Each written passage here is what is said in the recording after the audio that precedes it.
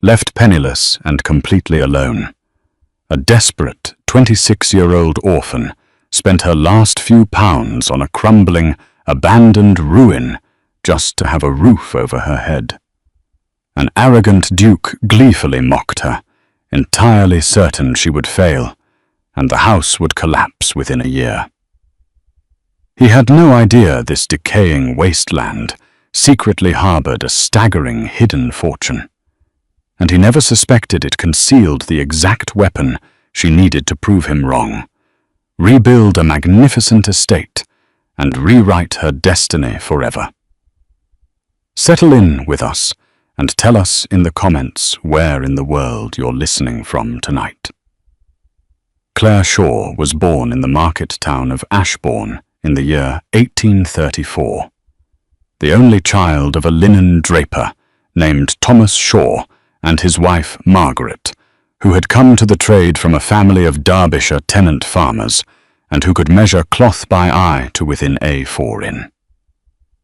The shop stood on the corner of Church Street and had a bow window of leaded glass, and Claire spent her childhood on a stool behind the counter, folding calico and learning to add columns of pence in her head before she could reach the till without a foot tool. Her mother died of a lung fever when Claire was 9, and her father, a quiet man who had always leaned on his wife's steadiness, took to keeping the accounts poorly and the ledgers worse. And by the time Claire was 13, she was writing out his invoices for him and reconciling the daybook on Sunday evenings while he sat by the colg gretate and stared at nothing. She did not complain of it. She learned it the way she learned everything, by watching and repeating and correcting. The mentor who shaped her most was not her father, but her father's cousin, a widow named Hannah Redfern, who kept a small stone house on the edge of town, and who took Claire in during the school holidays, and later whenever the shop grew too silent to bear. Hannah was 62 when Claire first knew her properly, a tall, spare woman with hands as brown as saddle leather, and she had worked as housekeeper at a great house in Staffordshire for 31 years before her husband's death brought her home. Hannah knew how to lay a brick, how to render a wall in lime and horsehair, how to bleed a chimney, how to graft an apple, how to dry hyssop and wound in the rafters against the winter cough. She taught Claire all of it, not by lecture, but by handing her a trowel or a paring knife and setting her to work beside her. "You've a good eye, girl," Hannah would say, and nothing more, and Claire would carry that sentence for weeks like a coin in her pocket. Hannah taught her to look at a house the way a doctor looks at a patient. First at the roof, then the drains, then the pointing, then the timbers, then the plaster. Last of all, Hannah died in the winter of 1854, of pleurisy, and left Claire her copper-preserving pan, her stone mortar, her lime-washing brush, and a small brass thimble that had been her own mother's. The thimble scored around its base with a pattern of tiny wheat. Sheave, worn nearly smooth on one side from a lifetime of pushing needles through calico and canvas, and once Hannah had said, through the shroud of a child she had loved. Claire carried the thimble everywhere after that in a scrap of blue silk in her pocket, and touched it sometimes without meaning to, the way another woman might touch a cross. 2 years after Hannah's death, Thomas Shaw fell down the shop stairs one November evening and did not wake. Claire was 22. The solicitor, a Mr. Appeal from Derby, came within the week with a folder of papers and a face arranged for bad news, and explained to her in the parlour above the shop that her father had been borrowing steadily against the stock for 11 years, and that the sum owed against the freehold now exceeded the value of everything her father had ever owned. The shop was sold to settle the debt. The bow window and the counter, and the brass yardstick set into the wood, and the stool she had sat on as a child, all went to a linen draper from Buckton, who did not want the fittings, and had them broken up for firewood. Claire was left with her clothes, her mother's Bible, Hannah's copper pan and mortar and brush, the brass thimble in its scrap of silk, a small oak writing box her mother had used for household letters, and when everything was reckoned, £34 and 6 shillings. She took a position as companion housekeeper to a widowed vice's sister in a village outside Nottingham. And there she stayed for 4 years, keeping the books, ordering the coals, superintending the maid, dosing the pantry mice with plaster of Paris, patching the plaster in the vice's study where the damp came through, and reading aloud in the evenings from the Cornhill magazine. The wages were 20 tuntuns a year, and her keep. She saved almost all of it. She wore the same 3 dresses in rotation, and turned the collars herself, and darned the elbows so neatly that the darn could not be found by candlelight. In her 4th year, the vice's sister died quite peacefully of a stroke, and the vice's married daughter arrived from Lincolnshire to close the house, and informed Claire, in the same breath, that her services would not be required beyond Michaelmas, and that a black bombazine dress from the deceased's wardrobe was hers if she wanted it, as a token. Claire thanked her, took the dress, packed her trunk, and counted her savings. She had in total 117 and 8 shillings, and she was 26 years old. And she had no father, no mother, no cousin, no mistress, no shop, no cottage, no room anywhere in England that was hers by right. What she had instead was Hannah's voice in her head saying, "Look first at the roof," and Hannah's thimble in her pocket, and a small advertisement clipped from a Derbyshire paper 3 weeks earlier, and folded carefully into her writing box. The advertisement offered for sale by auction, and without reserve, a country house of some antiquity in the parish of Red Clay Ridge, described in the copy as being in need of repair. She did not argue, and she did not cry. She had learned in the shop that arguments with people who held the paper never went anywhere useful, and she had learned in Hannah's kitchen that tears wasted salt. She went upstairs to the narrow room over the scullery that had been hers for 4 years, and she sat on the edge of the iron bedstead with her hands folded, and she let herself think for the length of 1/4 chime from the church clock across the lane. Then she stood up and began to pack. She folded the 3 dresses first, the grey wool and the brown stuffed gown, and the plain black she wore on Sundays, and she laid the bombazine on top, because the vice's daughter would come up presently to see if it had been accepted properly.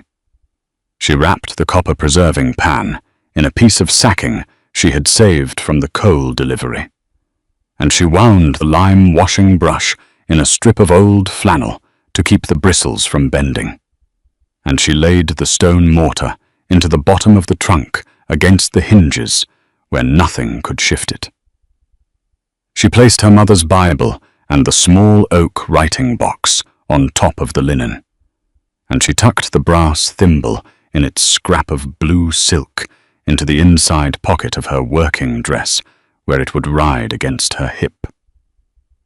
The vicar himself came to the door as she was fastening the trunk straps, and he stood in the passage with his hat in his hand, and told her quietly that his daughter meant no unkindness, and that he was very sorry.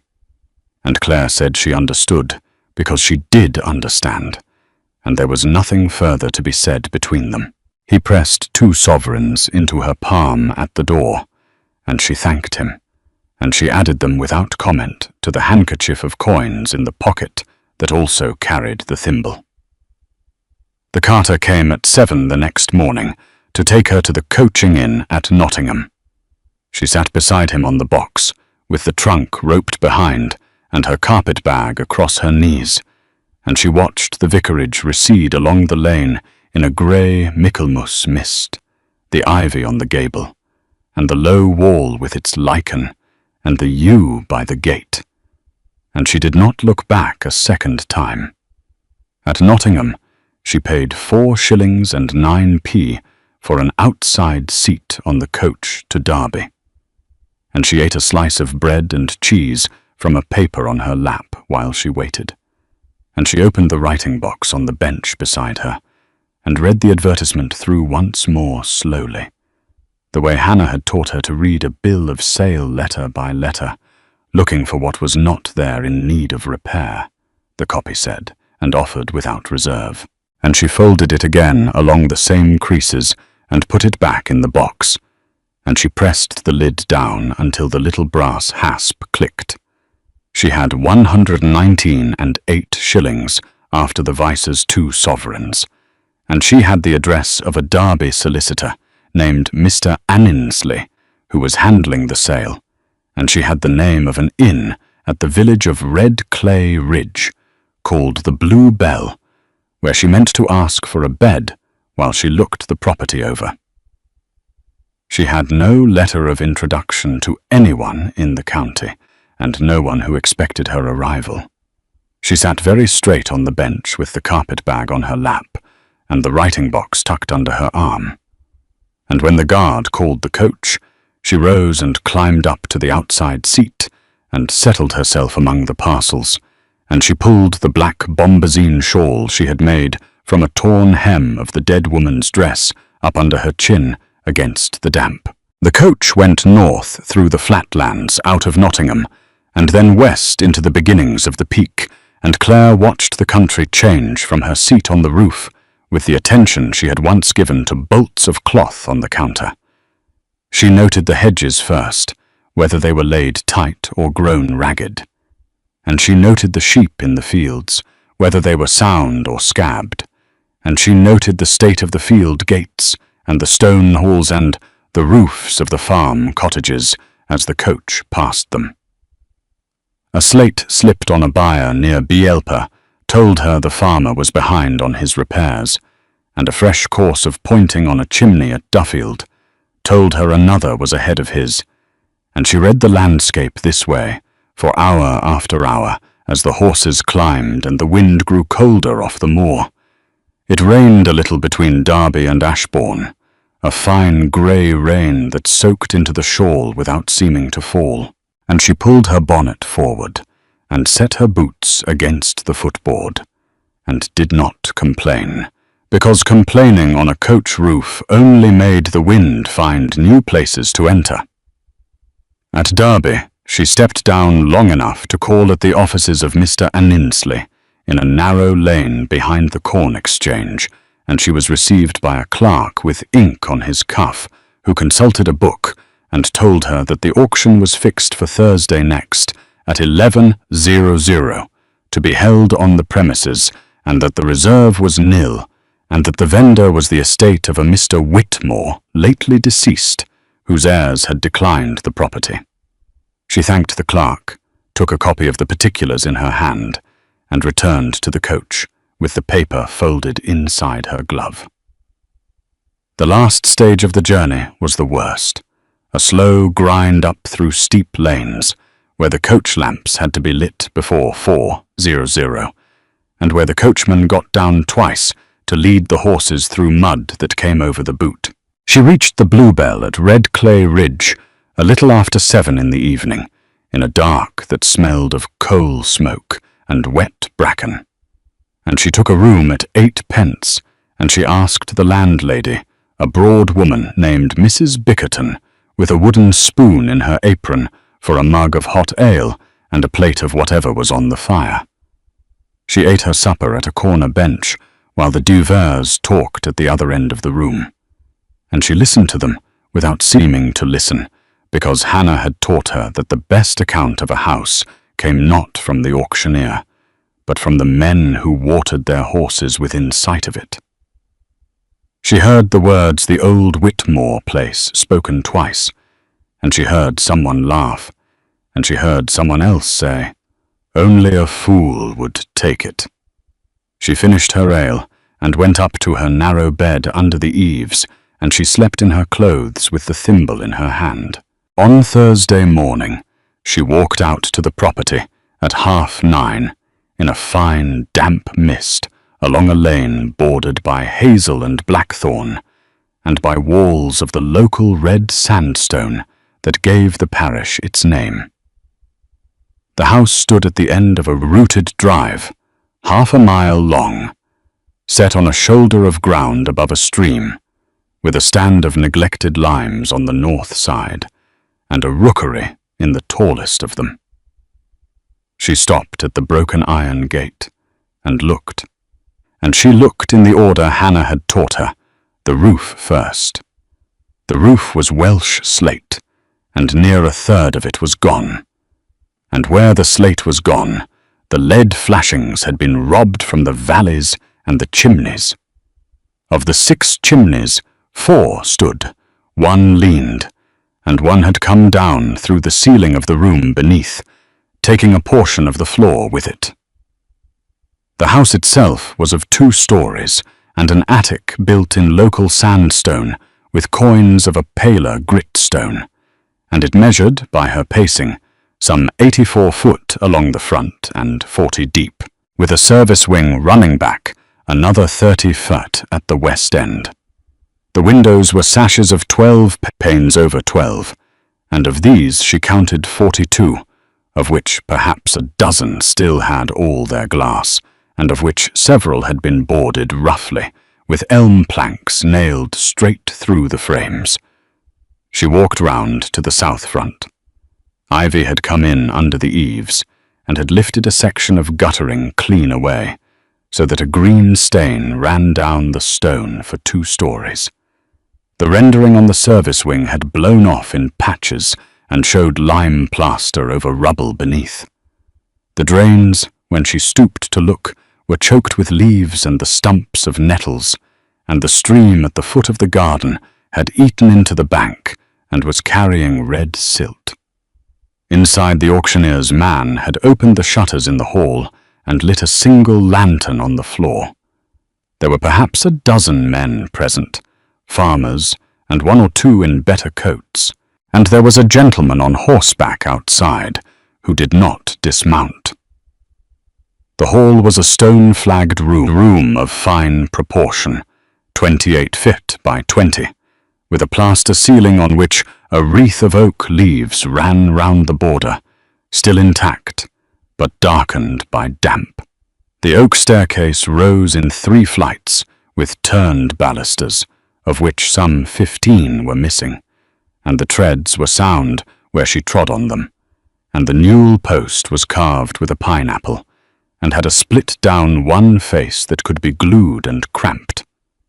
The bidding began at 5 and rose in ones. The farmers dropped out at 8. A man in a good coat took it to 15. Claire raised her gloved hand and said, 11, meaning she would go to 11 and no further. And the auctioneer, misharing or humouring her, took it as an advance. The man in the good coat looked at her turned collar, and her plain black bombazine, and shook his head and walked away. The auctioneer struck the desk with his little hammer. She paid in 11 sovereigns, counted out from a handkerchief onto the top of a packing case, and she signed the paper with a steady hand. Outside, the gentleman on horseback laughed once aloud, and said to no one in particular that it would be a ruin again within a year, and rode off down the drive at a walk. Mr. Ansley's clerk gave her the keys, 4 great iron keys on a ring of string, and the deeds in a leather wallet tied with tape. She stayed that first night at the Bluebell, and went out to the house at first light, with a lantern, a broom, a bucket, and a loaf. And she began where Hannah would have begun, which was not with the roof at all, but with the scullery. Because a woman who cannot boil water cannot mend a house. The scullery was at the back of the service wing, a low room 15 foot x 12, with a stone flagged floor sloping to a drain. A copper set into brickwork in one corner, a shallow slate sink under the window, and a wide chimney breast against the outer wall in which no fire had been laid for a long time. It was the chimney breast that stopped her. She stood in the doorway with the lantern raised, and she looked at the wall, and she saw what any careful eye would have seen, which was that the brickwork of the breast did not match the brickwork of the room. The room was built in a soft red brick of the local kilns, laid in lime mortar, the colour of oatmeal, with the bond irregular Flemish. The chimney breast, from the floor to a height of about 5 feet, had been closed across its front by a panel of harder yellow brick, laid in a stretcher bond, in a mortar that was greyer and finer. The fireplace, which ought to have been there, had been bricked up, and had been bricked up not long enough ago that the wall had settled fully into the room, because the join at the sides showed a hairline crack that a sixpence would have entered. She set the lantern on the sink, and she fetched from her carpet bag a short iron poker she had brought from the viceroy's kitchen, and she tapped along the yellow brick from one side to the other. It rang hollow for the middle 3 foot of its width. She tapped again higher, and heard the same. She stood back and considered, and she thought of Hannah, saying that a house closes up what it does not want strangers to find. And she took the poker and set the point into the mortar at the top of the panel, and worked it back and forth until the first brick loosened. It took her the best part of an hour, kneeling and standing by turn, to lift out enough of the yellow brick to make a hole she could pass her arm through. The bricks came away almost cleanly, because the mortar was young, and the work had been done in haste. She laid each brick on the flagged floor in the order she had drawn it out, because Hannah had also taught her that a wall pulled down carelessly is a wall that cannot be built again. When the hole was wide enough, she took up the lantern and put it through, and she looked. Inside the chimney breast on the old hearthstone stood a black japanned tin box about the size of a family Bible, and beside it a stoneware jar with a wax-sealed lid, and behind them, propped against the sigh of the flue, a folded oilcloth packet tied with red tape. She reached in and lifted out the tin box first, because it was nearest, and she carried it to the scullery table and set it down and wiped the soot from its lid with her apron. And she saw that a name had been painted on the top in white letters now yellowed J. Whitmore, his box. The box was not locked. She lifted the lid. Inside, wrapped in a square of green baize, lay a linen bag heavy in her hand. And when she loosened the drawstring, sovereigns and half-sovereigns spilled onto the baize in a small, bright heap that made her sit down suddenly on the scullery stool. She counted them where she sat, because Hannah had also taught her that a sum uncounted is a sum unbelieved. And she counted 3 sovereigns and 11 half-sovereigns and a small twist of paper containing 7 guineas of an older coinage. Beneath the linen bag lay a folded paper sealed with a wafer of red wax, addressed in a careful, clerkly hand to whomsoever finds this and has need of it. She broke the wafer with her thumbnail and unfolded the paper on her lap. The hand was small and careful, the ink browned but not faded, and she read it aloud in the empty scullery, because Hannah had taught her that a letter spoken is a letter better understood to whomsoever finds this and has need of it. My name is Joseph Whitmore. I was schoolmaster at the parish school of Red Clay Ridge for 39 years, and I lived in this house which came to me from my father for 41. My wife Anne died in the winter of 1831, and our daughter Mary in the spring following when she was 6 years old.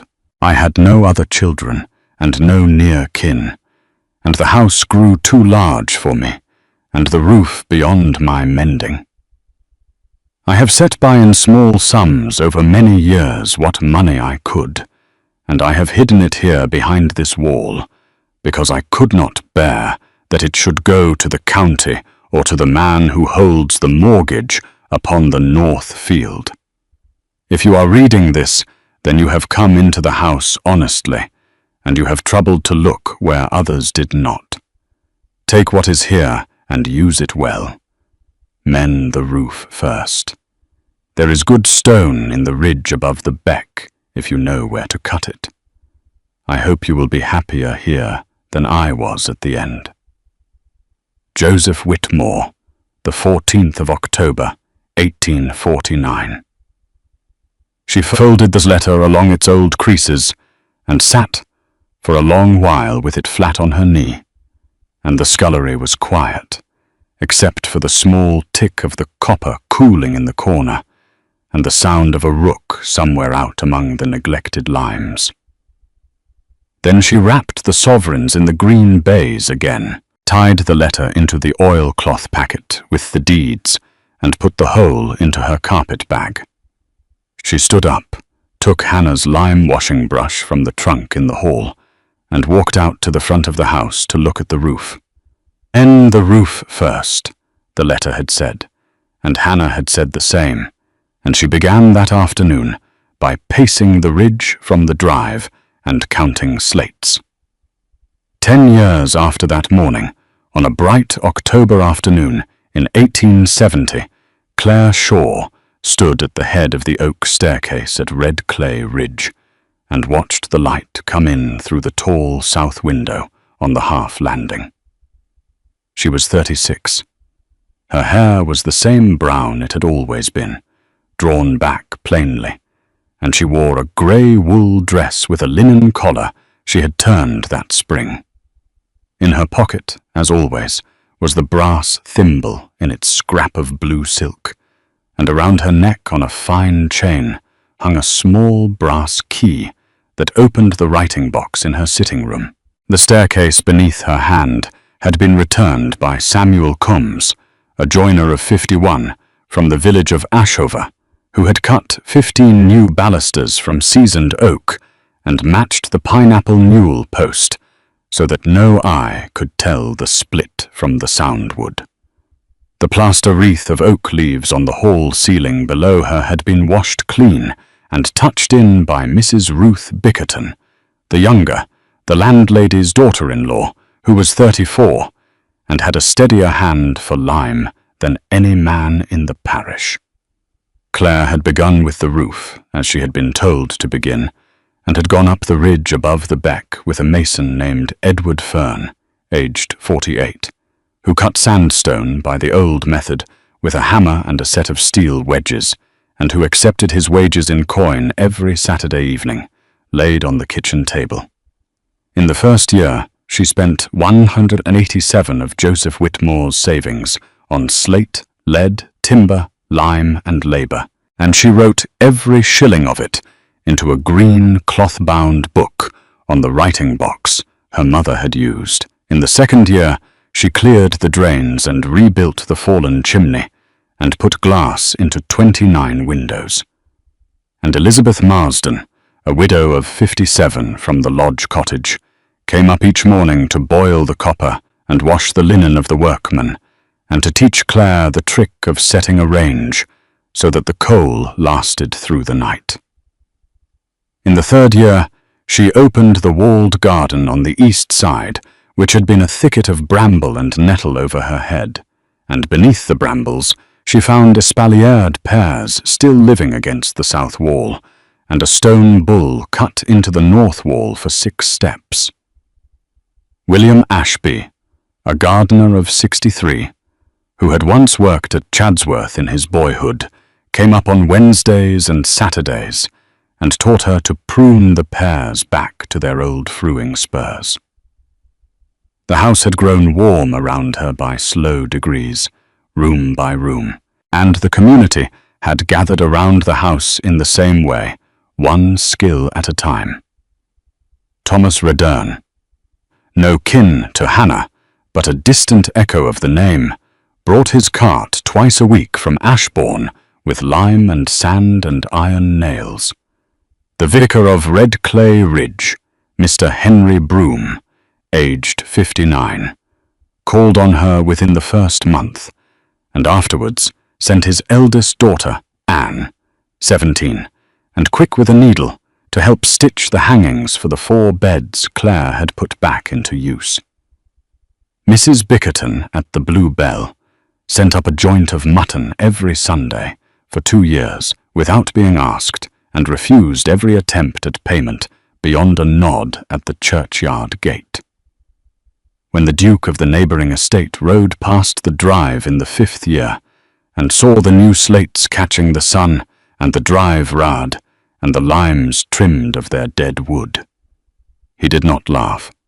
He touched his hat to the woman standing at the gate, and rode on without a word, and Claire touched her bonnet in return, and went back to her ledger. The house had by then been called, in a Derbyshire paper the previous spring, the finest house in the county, and by an architectural gentleman from London, who came down in August to see the plaster, the finest small house in England. Claire had read the notice, folded it, and put it in the writing box beside Joseph Whitmore's letter and the yellowed advertisement she had clipped 10 years before. The 3 papers lay together under the lid, and she opened the box that October afternoon and set the brass thimble in its scrap of blue silk on top of them. And beside the thimble she laid the small painted iron key of Joseph Whitmore's black japanned tin box, which she had kept polished on her writing table since the day she had emptied it. 2 objects from 2 strangers, who had both loved a child they had not lived to see grown, and both had left their small, careful savings to a young woman they had never met.